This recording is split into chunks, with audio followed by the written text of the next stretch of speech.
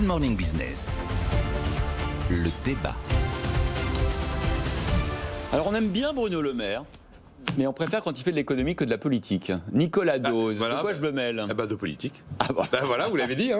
Je me mêle de politique, c'est-à-dire que je suis dans une période où on considère que les distributeurs ont sauvé le pays pour l'acheminement alimentaire. Donc je mets en avant le fait que c'est un secteur stratégique pour la sécurité des Français et la souveraineté. Et en plus, je suis Bruno Le Maire, je fais de la politique et j'ai même une loi qui me permet de justifier ma position, puisque dans la loi PAC, on a inscrit justement la distribution alimentaire parmi les secteurs stratégiques sur lesquels le gouvernement avait la possibilité d'intervenir et de bloquer une opération business. Donc il peut juridiquement bloquer rachat de Carrefour par c'est ce qui se passera. Alors aujourd'hui, on parle de discussion pour un... Non, je vous donne juste des éléments.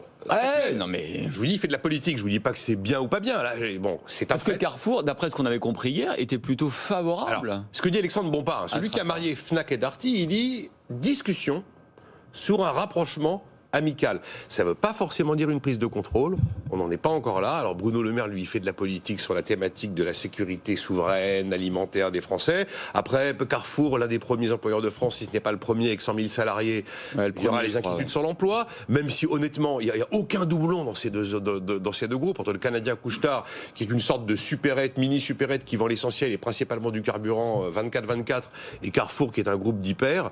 Il y a vraiment, alors, pour le coup, il n'y a pas de doublon et il n'y a pas a priori de risque évident sur l'emploi, puisque en plus ce Canadien n'est pas présent en France et que l'emploi dans la distribution n'est pas délocalisable. Et puis probablement que si on le questionnait davantage, Bruno Le Maire nous dirait oui, mais il y a aussi la sécurité des agriculteurs français. Bon, voilà, c'est une marque. C'est vrai, il y a 6 groupes de distribution en France. En plus, Carrefour n'est pas un groupe qui produit comme Intermarché. Non, et puis on a des groupes étrangers en France comme Lidl qui bien qu'étrangers, participent aussi à la distribution alimentaire. Donc il fait de la politique. Il nous aurait dit. Je suis contre parce que je ne comprends pas les synergies entre ces deux groupes qui ont des formats complètement différents, des implantations géographiques complètement différentes, qui n'ont a priori rien en commun. Il nous aurait dit je suis contre parce que 20 € l'action. Bon, certes, Carrefour était à 14 au moment de l'offre, mais enfin 20 € l'action sur une boîte qui, dans sa moyenne de long terme, a plutôt une vie qui s'inscrit à 25. Je dirais, je suis pas d'accord parce que c'est pas assez cher. Là, il y aurait peut-être des arguments économiques, mais pas du tout des arguments audibles politiquement. Après, il est hyper audible politiquement. Honnêtement, Bruno Le Maire aurait dit génial, j'appuie, foncez. J'aurais été très surpris, donc je suis pas surpris. Après, vous dire que je suis de son avis, c'est pas le cas. Mais bon, voilà, c'est un fait. Et la loi Pacte lui donne tous les éléments juridiques. Jean-Marc Daniel, est-ce qu'on peut empêcher une opération où on a cru comprendre que certains des actionnaires, le groupe Arnaud, la famille propriétaire des Galeries Lafayette aussi, étaient plutôt favorables à sortir à un bon prix?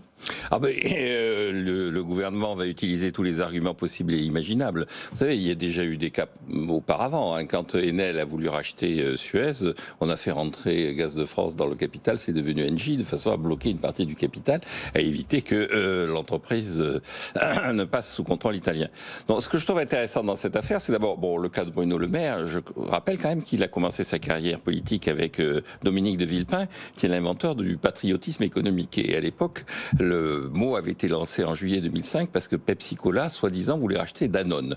C'était des yaourts. C'était des yaourts. Et donc, il y avait la presse satirique s'était abusée du fait que le yaourt était devenu un enjeu stratégique en France, bien qu'il soit d'origine bulgare. Donc, tout ça, donc, il y a peut-être un retour aux sources chez Bruno Le Maire. Mais plus sérieusement, je pense qu'effectivement, il y a une espèce de contradiction dans la classe politique française qui consiste à venir régulièrement nous commenter l'attractivité du pays, se féliciter que des gens viennent investir en France, et dès qu'ils arrivent pour investir effectivement en France, dire « Ah non, mais pas vous et pas ça ». Donc, il faut savoir ce que l'on veut. Est-ce que l'on veut effectivement que la France soit une terre d'accueil des investissements étrangers? Pas dire dès que, Jean-Marc. Il y a des cas où le politique sort de son rôle. Il y a plein d'opérations qui se font en France sans aucune intervention politique. Assez souvent quand même. Alors, on n'aurait pas ces montagnes d'investissement direct étrangers qui nous ont mis en tête de l'attractivité depuis 3 ans si le politique... Oui, mais encore une fois, ou bien on est attractif ou on ne l'est pas. Si on est attractif, on accepte l'idée que tous les investissements qui viennent sont des investissements qui conforte la position et l'affichage d'une position forte de la France. Et donc on ne dit pas ça c'est bien, ça c'est pas bien. On laisse fonctionner effectivement la dynamique de marché, la dynamique économique. Et le dernier élément quand même qui est assez important, c'est que pourquoi est-ce que la France effectivement finalement a besoin de ces investissements directs à l'étranger? C'est parce qu'elle est en déficit extérieur régulièrement. Tous les ans, la France qui vit au-dessus de ses moyens a besoin de trouver des dollars pour équilibrer ses comptes.